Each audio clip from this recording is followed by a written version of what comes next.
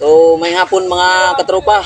So karon naatag bukid no na sambahan pagid mga katropa nga flat ang ligid na ako gitanggal.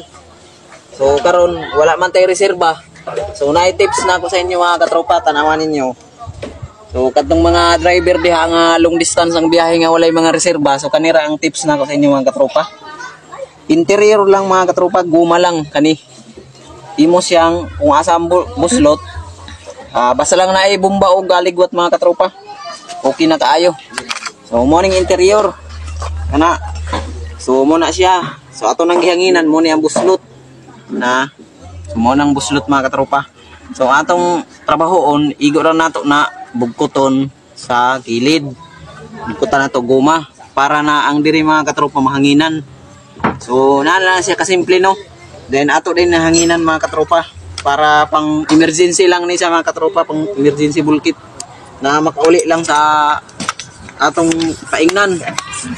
So kay naaman ta diri sa bukid no. Mo ni atong tirada. So tips pud na ako ni para pud na makatabang sa uban.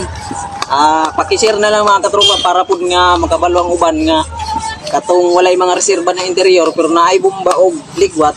Ngani lang diskarte mga katropa, tanawan ninyo. Oh, mo na siya mga katropa, oh, do lang iki. Na, mo na siya mga katropa. So dili na siya muhungaw. So kanin diri sa kilid na hangin.